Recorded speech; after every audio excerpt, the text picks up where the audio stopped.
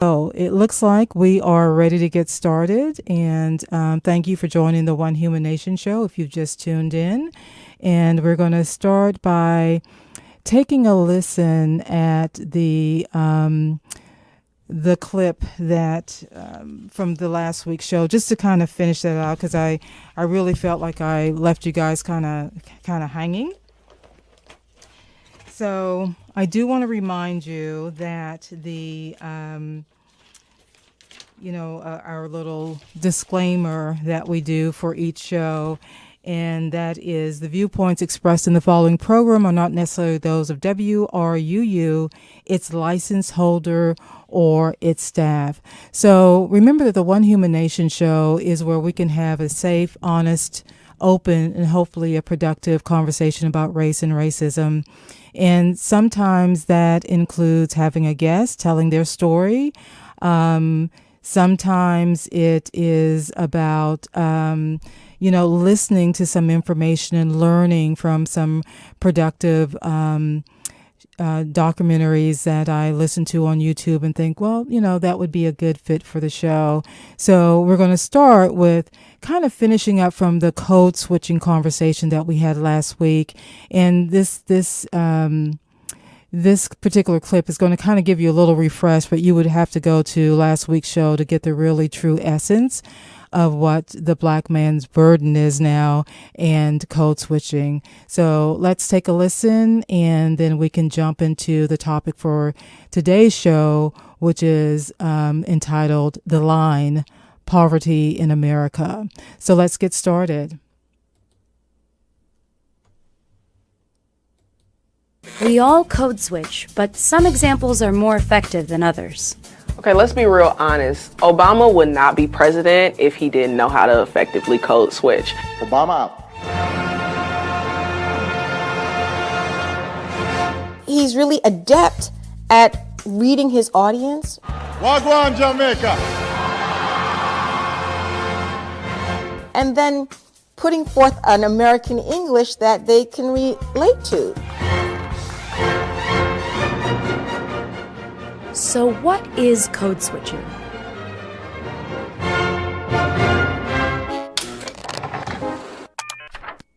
Okay, so code switching, let's keep it really simple. Code, so we can think language, and switching, so going back and forth between one language and another, or one dialect and another. Meet Professor Renee Blake. I am an associate professor in the Department of Linguistics at New York University. I'm also in the Department of Social and Cultural Analysis and the Director of Africana Studies. Say that 3 times fast. Oh, you're funny. Code switching is the norm for all of us. So if you just think about whether it's a formal situation versus an informal situation, we're going to be code switching.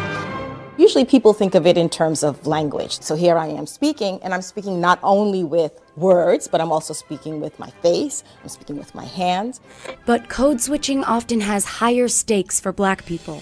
I think it's clear why black people specifically feel the need to code switch. This is Taryn Finley. She's the editor of HuffPost Black Voices. Our blackness isn't accepted in a lot of spaces that are critical for our success and our survival. A lot of times we have to dilute and we have to put on a mask. It's a bigger leap for someone who speaks African American English versus someone who speaks a language that is closer to mainstream English, the language of those in power. But when a black person can't effectively code switch, the result can be catastrophic. The 2013 George Zimmerman trial was a painful reminder of that fact. He was charged with second-degree murder in the shooting of Trayvon Martin. Rachel Gentile was the prosecution's star witness and a close friend of Martin's. And when she testified, she was not code switching. I asked him how the man looked like. He looked like a creepy ass cracker.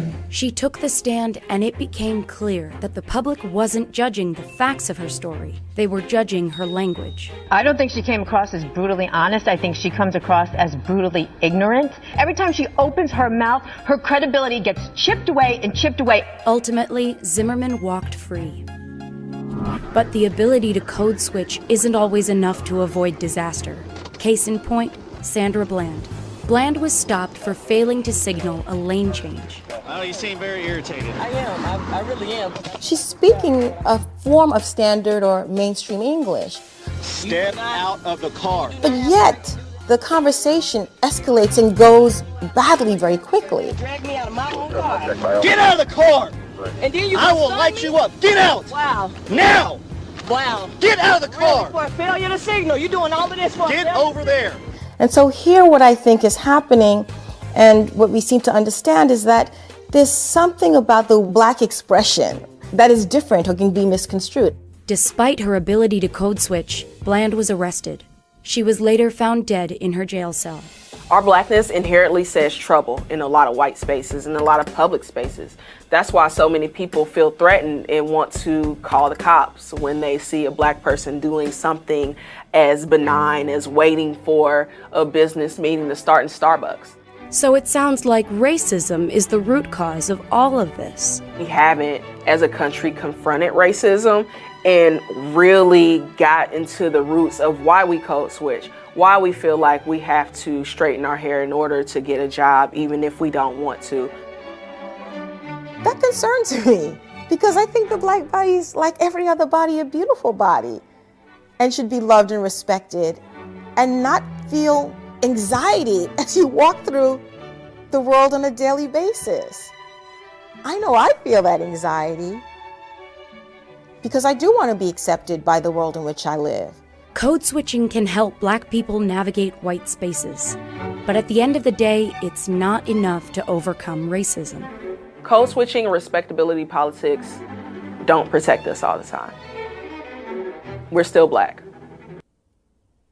Okay, so if you just tuned in, you're listening to the One Human Nation show, and that was kind of the follow-up from last week, just to kind of close it out and to emphasize and enlighten us on that even if we code switch, which I do all the time, I don't even think about it anymore. I didn't even realize I was doing it. I didn't even realize there was a term for it until, a couple of years ago. And I was like, oh yeah, I do that. I mean, I have a different lingo if I'm hanging out with totally Black folks and we're in our own, comfort zone. And I think that's one of the reasons why there's a great divide on Sundays in churches, because it's been mentioned, I think it was Dr. Martin Luther King that mentioned that the Sunday 11 o'clock hour is one of the most divided times in our country with our churches. And I think that's one of the reasons you have, predominantly, if not totally,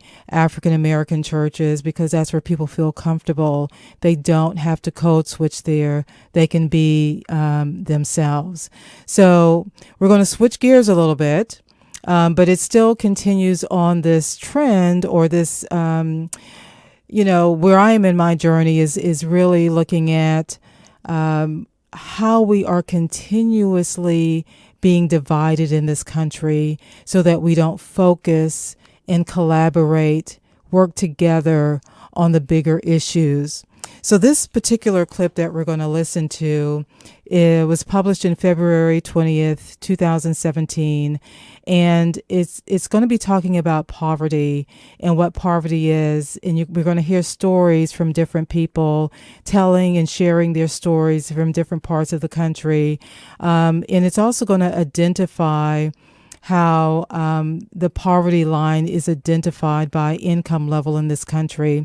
So periodically during listening to this clip, I'm going to stop it and give you some statistics, because realize I converted this from a video. And so sometimes they'll just post some statistics that they don't really talk about, announce again in the video. So that's the only time I'll kind of try to define and shape, so you won't be totally lost as you listen to this video. Again, it's entitled The Line, Poverty in America. So let's get started and continue on our journey of learning and realizing, what it really is going to take for us to become one human nation. The have and the have-nots. The line. The place that people on the bottom are trying to get to in a place that people on the top are trying to keep from going below. They don't want to look below it either. They don't want to see what's down there because that'll make them feel too guilty about being above it. The line is the firing line in which people face survival or death. And sometimes the person holding the gun is their neighbor, and sometimes it's their congressman or their alderman who's not doing enough to help them. The line is where you are always in a position to give help. And then for the first time, this line of I've gone from being somebody who could help to being somebody who needs help.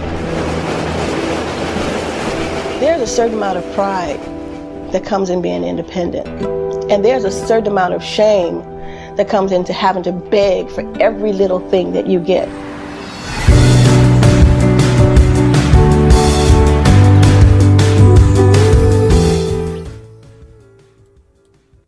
So here are some statistics about poverty, and we'll continue then listening to the clip. And this is according to the Census Bureau information from 2011.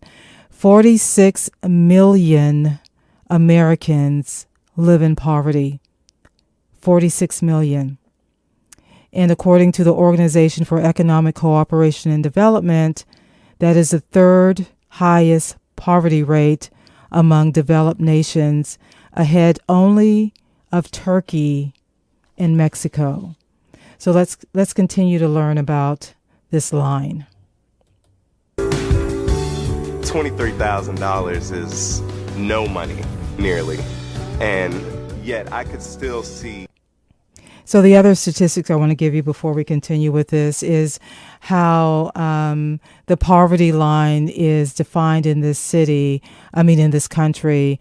And they identify the poverty line as, this is according to 2014 data, so this amount may change, but this clip is referencing what was identified as the poverty line is for $23,850 a year for a family of four. In other words, if you're making that amount or less, you're considered to be in poverty.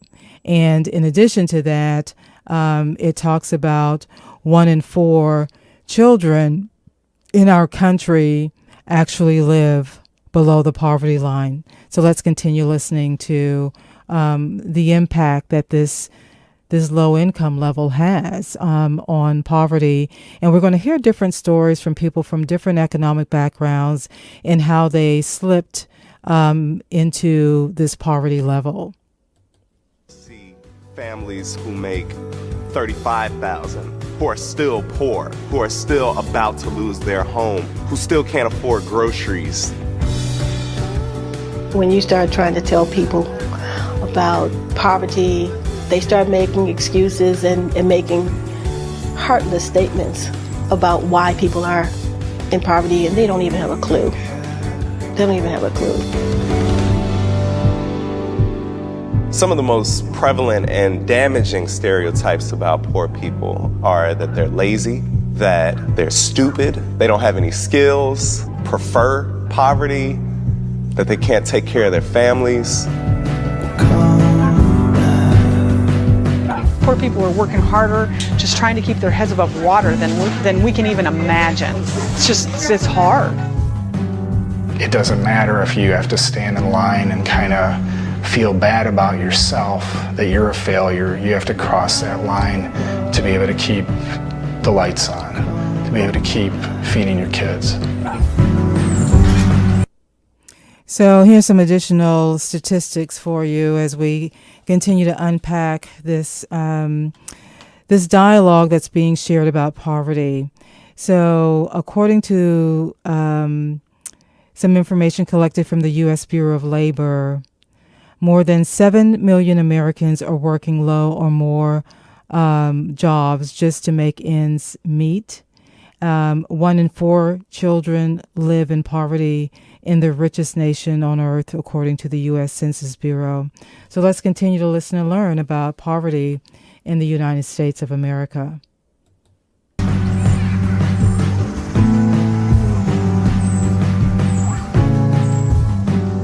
could be you without a house, wondering if they're going to come and put you out. But for the grace of God, because a lot of these people had jobs, have degrees, did everything right, but the bottom fell out. And that bottom was that line. They went below that line.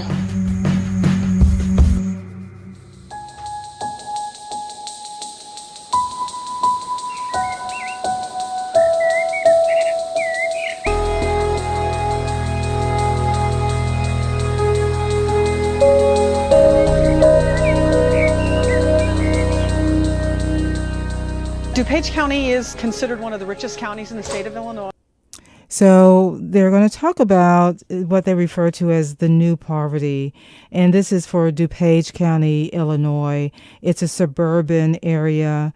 And the suburbs in the largest metro areas saw their poor population increase 25% from 2000 to 2008.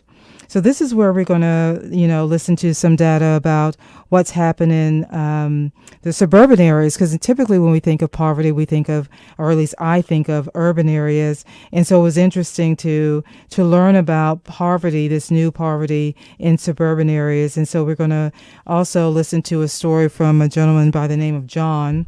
And I just refer to this as John's story, where he was unable to get a full-time job, and what happened and that led to that, and what industry he was employed in, and just the whole slippery slope of what happened to him. So let's take a listen and continue to learn about poverty in the United States of America. Illinois, probably one of the top 50 counties in the country as far as per capita income. So there are a lot of well-educated, middle-class, upper-middle-class people that live here. There's also the part of the county that people don't talk about. There's the about 10% of the population that lives at or below the federal poverty line.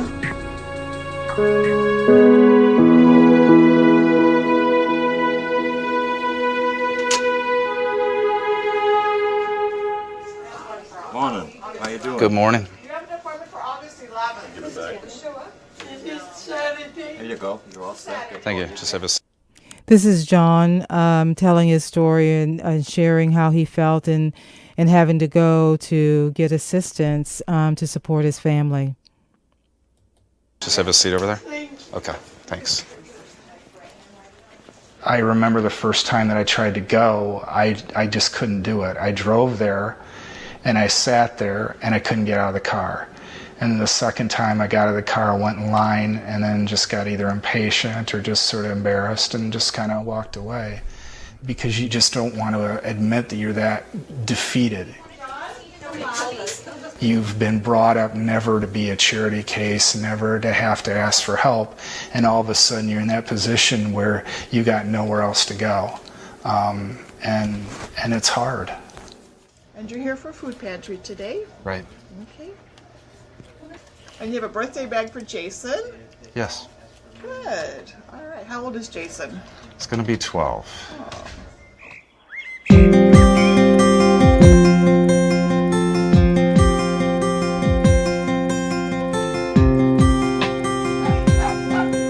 Suburban poverty is now at currently higher rate than urban poverty.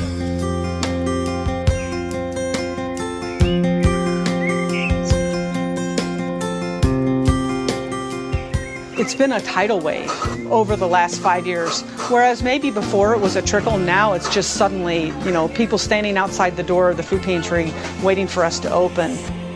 There's a desperation, and all the organizations haven't been ready to deal with the numbers of people coming through their doors. Private organizations are a drop in the bucket compared to the federal assistance programs, and so I think there's got to be a partnership. We certainly know that we have a responsibility to do the job that we're doing, and we want to do the job we're doing, but we can't do it alone. We need the resources of the government to help. So you said 2 from here? Right. And then one from here? Okay. Okay. Applesauce. All right. 1 box of cereal? Okay. All right. Should I go healthy or what the kids like? Everyone comes here. It's people that have grown up in poverty to people that had six-figure jobs, that were running companies that have lost their jobs. So they're at the end of their rope and they end up here because they don't have anywhere else to turn. I'm 48 years old and I have 3 kids, single dad, got a daughter who's 17 and 2 sons. They're 14 and 11. Going to be 12 on Tuesday or Wednesday. So. Hi. Get 2 pieces for me. Okay. All right. I was in banking as senior vice president, making the 6 figures. I was very comfortable. Then the last bank I was at was acquired, went off on my own, and started to organize banks kind of at the perfect wrong time in a perfect storm, and kind of everything fell apart from that. Baked ham for sandwiches. Okay. We also have baked turkey in the back there. My wife at that time filed for divorce because we were in an affluent town. Kind of the stress of all of it took its toll on our marriage, and pretty much that was it. I had to decide what I was going to do with the rest of my life.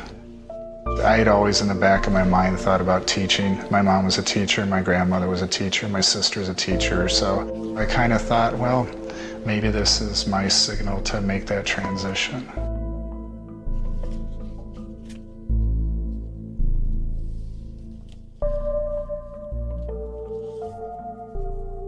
Sometimes you just feel like you're sending your resume into a black hole. You know, you talk, to a principal or you follow up and they're like, we've got 4,000 applicants. And you're like, okay, how do I get noticed? How do I do anything? Pretty much I've been on my own for 2 years, trying to make by on substitute teaching income, trying to make by on any tutoring income I can get on the side. In substitute teaching, you're looking at $85 to $100 a day, depending if you get called into work that day. And usually it's last minute. You may get a phone call at 5:30 in the morning. For me, best case, if I'm working almost every day, I can make $12,000. That would be the best I could do. And that's $12,000 per year.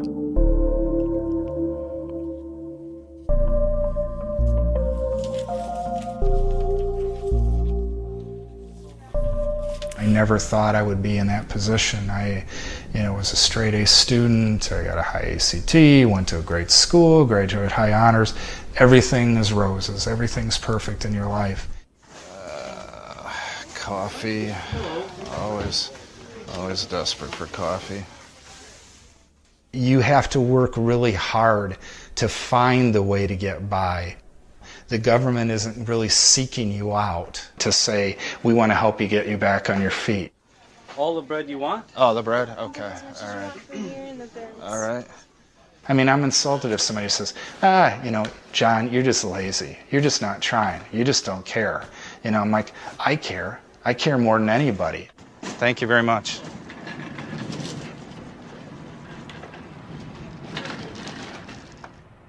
It's sort of like being at a grocery store where not everything's been put on the shelf, but you just have to do the best you can and hope you get enough that can help you to get through each month.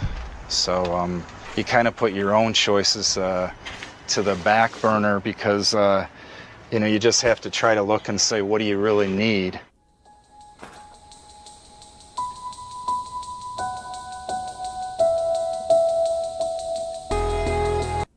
So this is a good time for us to take a break, and we're going to hear more about John's story later. But if you just tuned in, you're listening to the One Human Nation show, and I'm your host, Sandy Batiste. So let's do some announcements. Remember, this is a community radio. This is WRUULP, Savannah, Georgia, 107.5 FM, WRUU.org. We are Savannah Soundings, community radio with global soul.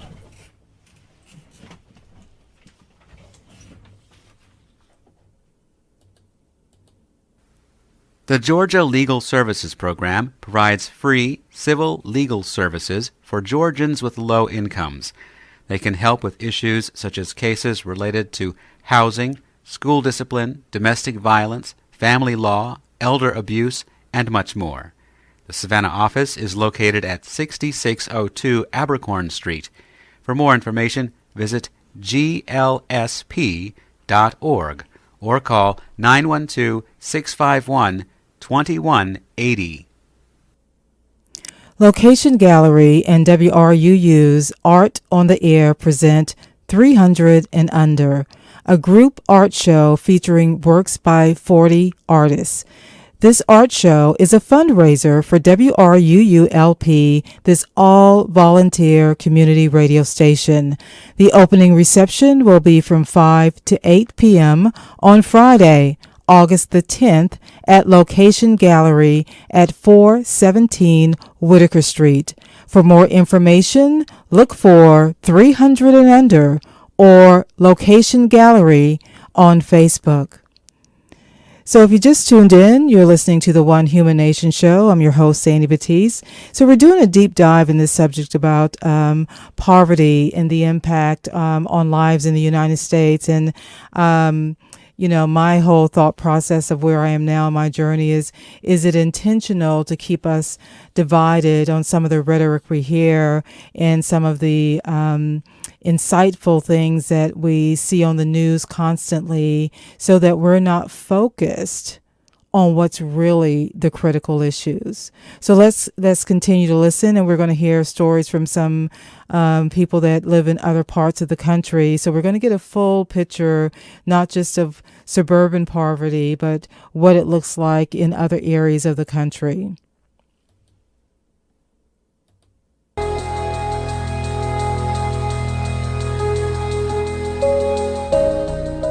I think that there's a real divide in this country, and that people are struggling. The people that maybe are sort of untouched by the recession think that, unemployment is going down, and, things are starting to look up. Businesses are starting to hire people. They're not seeing those people that have really, really been struggling for a long, long time.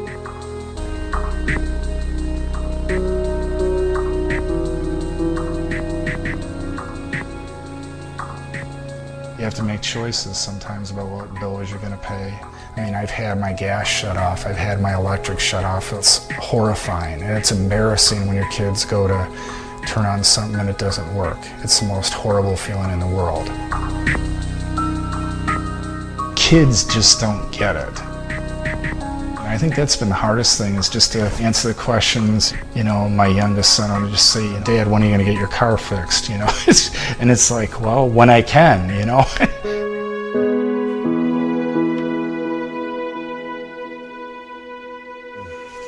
I have gotten used to checking for the expiration dates. Sometimes, you just got to be careful. I mean, not that you're angry, you're grateful that you get what you get, but one time I got like some Velveeta that somebody donated. It was like 5 years old, and it was like a black brick. But I'm hoping that I can hold on for at least another year, maybe two. My kids at the age they are, I really want to be around for them, so moving isn't an option for me. I just feel like I've aged so much. It's like a constant kind of throbbing in your mind of like, what am I going to do? I don't want to worry about this anymore, but you just don't know how to stop it. You're doing everything that every person says is the right thing to do, the right steps to follow, but it's not happening. And what if it doesn't happen? What if it doesn't happen fast enough?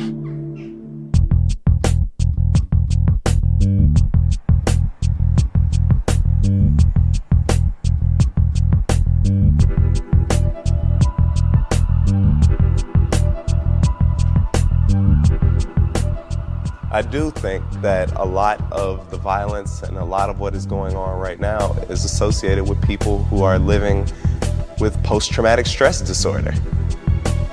Trauma is simply a shift, a sudden shift in the ways in which we understand life and make meaning. Trauma in a psychological or a more psychosocial sort of sense in which I'm poor now. Wow. What am I supposed to do? Or the other experience of people who have lived in poverty their entire life, and their mother did, and their grandmother did, and their grandmother did. So there have been generations of poverty, and theirs is a more deeper trauma, which is affiliated with this sort of nihilism or this sense of meaninglessness and hopelessness that says we will always be this way. This will always be the case. So think about that for a minute, because if you have been in generation after generation after generation in poverty, then, you know, you're going to be in this place of being disenfranchised, you know, of no hope, or you're going to be that segment that says, I got to get out of this situation. I want to break the cycle. So my focus on this, in mentioning this now before we continue with listening to this information about the poverty line is it intentional to keep people divided so they are disenfranchised, or they feel their disenfranchisement even more, and they have what my dad always referred to as a defeated spirit? So, you know, whenever I called him and talked to him about something that was going on, you know, he would just say, you know, you can't go into situations with a defeated spirit. So as, you know, we've listened to John's story, and, you know, when I listened to his story, I realized, you know what, John really does have a defeated spirit. You can hear it in his voice. So let's kind of continue to listen on to what the impact is when people are trying to uplift people out of this mode of thinking there's no hope.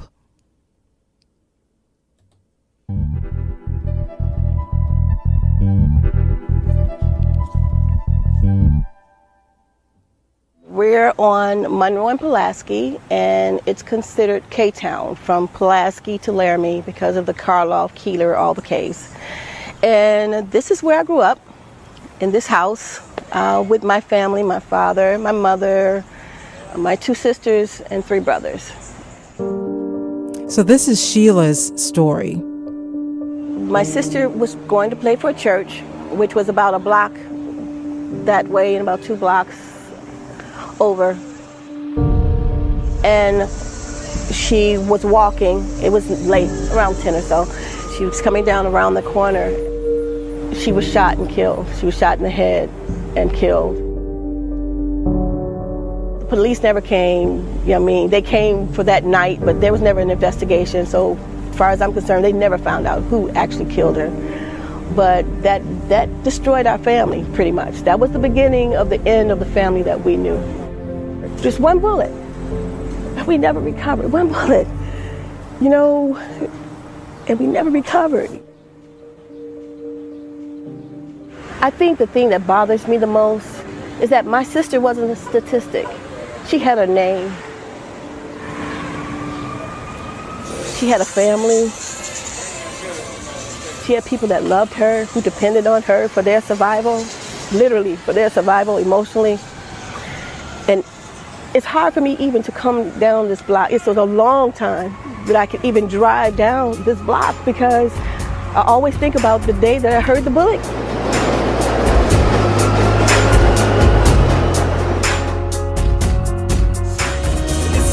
In these streets, and it's hard right now to start judging, but when you get enough pain and it's been enough here, get to wondering if God still loves us, get to wondering. So I go by Jay Quest, and my music is what my ministry is. It's around helping people understand that you're human and that you have a ton of possibility and a ton of potential inside of you, and we need to hear that more in these communities of poverty. People are killing each other for some very plain reasons, because whether they're poor or not, in terms of a quantitative measurement, they feel poor.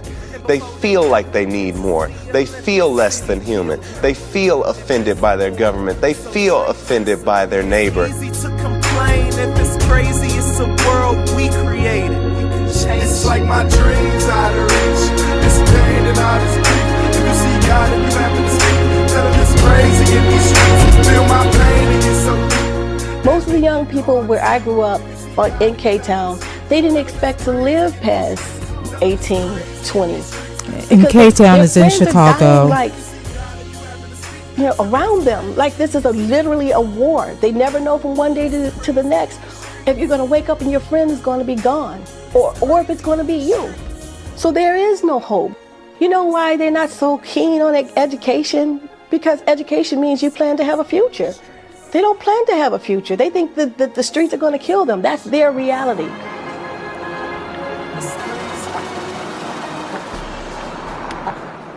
One of my first jobs was working at a bank downtown. And when I would say to people where I came from, where I lived, they would be so shocked. Really? You lived over there? Because they don't expect people from K-Town or certain areas to be able to get out and get good jobs and to actually look like success. I was one of the youngest supervisors at the bank. I didn't have my first child till I was 30. I didn't have to depend on anyone, and all the bottom fell out in one fall.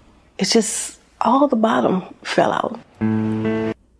So this is Sheila continuing to tell her story, and when she's referring to the bottom fell out, this is when she was 37 years old, and she fell down the stairs at a Chicago train station, and this is where she's picking up on her story.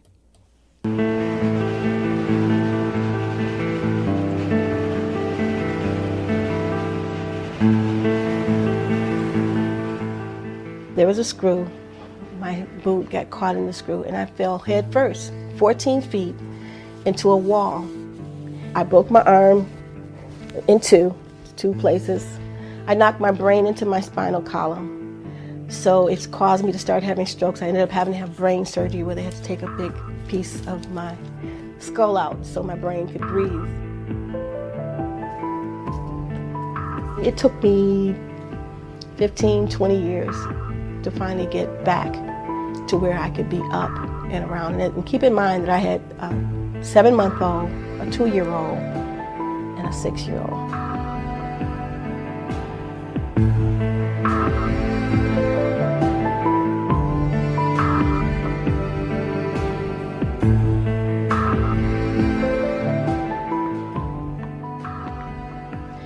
I knew I needed to leave, to move out of that neighborhood when my son turned 7. See, I had a lot of fun as a child running up and down the block. I didn't realize that I was around one of the biggest drug operations right behind my house. There was a lot of stuff being sold in and out through there.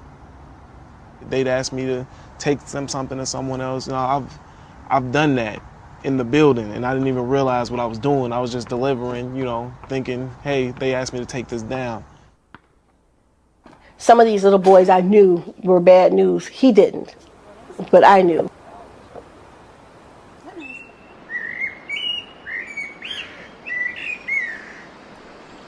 This house that we live in now used to belong to my parents. And then when my father passed, the house was just too much for my mother to handle. So my sister, my brother, myself, we all moved out here to live with my mom. And together we made it a community home, which is what, quite often happens when people are trying to, get out of a bad situation. Right after, about a year after my accident, I realized that I would not be the same. And I went on disability. And disability gave me $1,000. It was, at that time, it was like $900 a month. I had 3 children. They gave me $900 a month for me, and they gave me $122, I think, for each child. Keep in mind, that's to pay my rent. I had food stamps, but it wasn't a lot, so a lot of times we would run out of food stamps.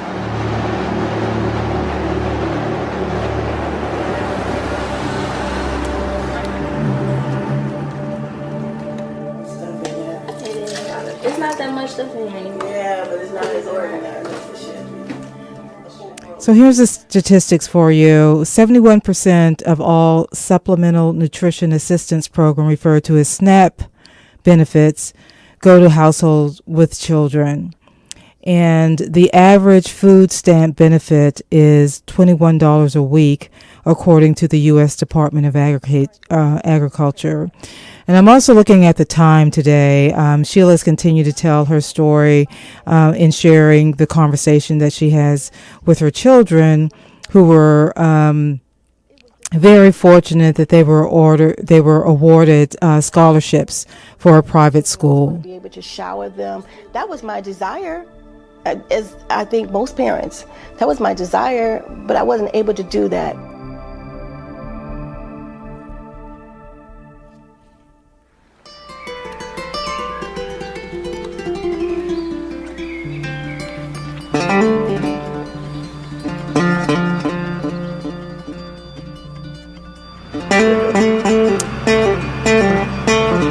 So we're going to hear Ronald's story next, and he lives in a parish in Louisiana. It's in a town called Devant, Louisiana, in 1945. Just about everyone in this community had done fishing of one type or another, either crab fishing, shrimping, or oystering, at least part-time. It was a wonderful way to make a living. God gave us a heaven here, a gold mine. It was there for the taking. Anyone that wanted to make a good, honest living could do it. All they needed was a strong back and a little bit of brains. No matter what time of year it was, you were either shrimping, crabbing, dredging oysters. A person that didn't have any work could come to this marina, go by the conveyors where they were unloading in the evening, and hey, I need a job. Okay, show up here tomorrow morning. You had a job. The people of this area, this entire area, depend on the environment. They depend on what God gave us. And God gave us a lot down here, but we didn't know how to take care of it. Dust of fallen empires slowly flowing through. Had someone told me 10 years ago that this place would be this dormant, I'd never believed it. I never would have believed it. But it's happened, and it's happened so quickly. It's just unimaginable. I don't know if it's because of the natural disaster that we had with Katrina or the oil spill. The natural resources are not there anymore. The coastline is washing away.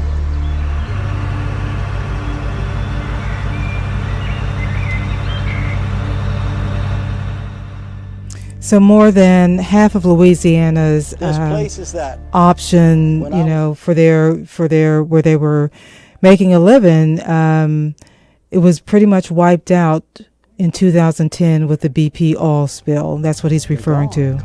Completely gone.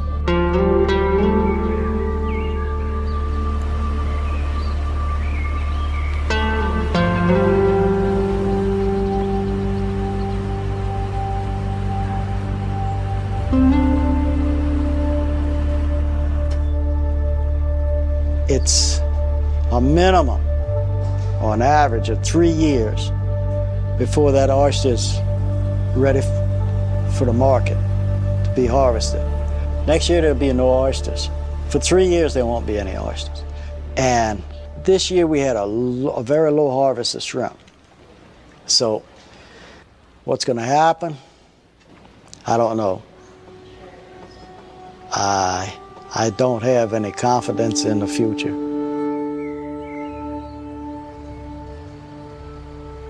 Unless we get a drastic change, a sudden change in the amount of seafood and the prices, there's no way that I can continue to do this and survive with it. Because all I am doing now is losing money, Just can't do it. The numbers don't add up. They just don't add up. Okay. I don't worry about myself that much. It's only just me and Bonnie. That's his wife. We'll survive. But my children, I worry about my children. This community, I've seen a change not only with income, but I can see a change in the people. The people that are still here are not happy anymore. The people were always jolly. They didn't worry about tomorrow. Tomorrow was taken care of. And now everyone's worried. They're all stressed. So despite its wealth of nature resources, Louisiana has the nation's second highest poverty rate, and that's according to the U.S. Census Bureau. And so, what happened to a lot of people there is that they have a no-hope mindset, or as my dad would refer to it, as a defeated spirit.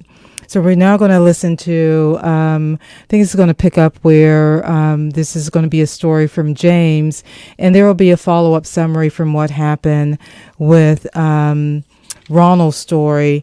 And as I'm looking at the time, I may have to break this down into a part 2 show. So we'll see how far we can go today.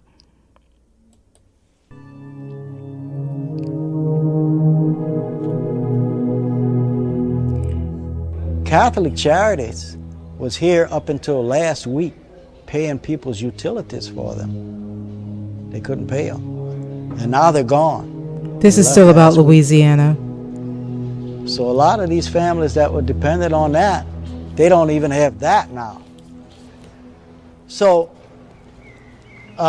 in this great United States, believe it or not, we're going to have people down here that are going to have their electricity cut off. And they're going to be living that way. I hope that it gets better. But deep down inside, being realistic, I don't see it. It's just a culture, the whole culture is gone.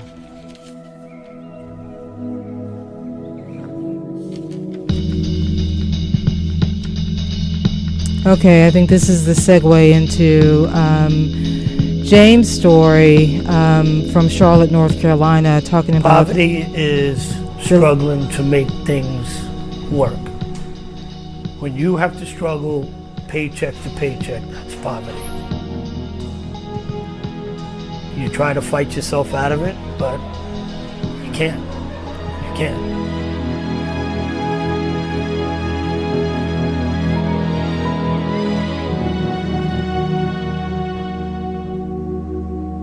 I was born and raised in Brooklyn, New York, with my 2 sisters and my brother, my mother, and my father, until my father decided to just leave the house and leave us by ourselves, which hurt my mother mentally and got her unstable. We would have never survived if welfare didn't approve us and we were getting food stamps every month. And no, me by myself, I wouldn't have been able to do it, and I had to give up going to college. Went down to the racetrack in New York City with a friend of mine, started hot walking horses coming off the track, and that's where I started working, which was at the racetrack, and turned around and did it for 22 years. It was every day, 365 days a year, and that was it. There was never a day off.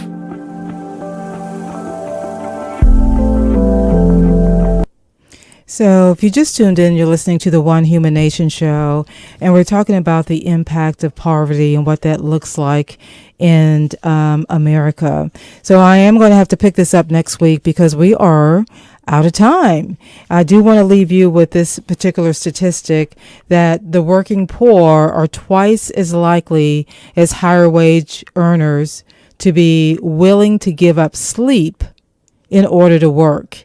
And this is according to a survey by Emory. And so we're going to talk about, this, what is the impact on someone health issue wise. And I can tell you the testimony real quickly from, my dad opted to work the night shift because he could get a higher pay. But imagine the toll that took over time when you are not really in sync with what your natural body wants to do at night, which is to sleep, rest, and recover. And we now know how critical that is. So the health impact was that, he did have high blood pressure, and it led to a multitude of other things. And he was a strong person, but that was his option that he did so that he can make more money for his family. So as we come to the end of today's show, I just want to remind you that I typically post the recordings. You can check them out at WRUU.org, or you can pick it up on iTunes podcast. You just would search for One Human Nation Show. I would suggest you subscribe, and that way you can continue your journey in listening to the podcast, even if you miss the live show. Also, you can subscribe through the YouTube channel that I have, as well as through Podbean.com. It's also posted there. So I highly recommend that you subscribe. And as we get ready to transition to the next show, remember to tune in on Thursdays at 5 Eastern Daylight Time to the One Human Nation Show. Coming up next, I think there's going to be a substitute for Troy, but it's going to be Sound Limit. So I don't know what they have in store for you, but I'm sure it's going to be awesome. Thanks for listening, and hopefully you have a great week and continue on your journey to race reconciliation and what that means in learning about racism in this country and all the variations that it takes as we learn about different impacts to us personally, health-wise, financially, emotionally, everything for our quality of life. Thanks for listening, and tune in next week.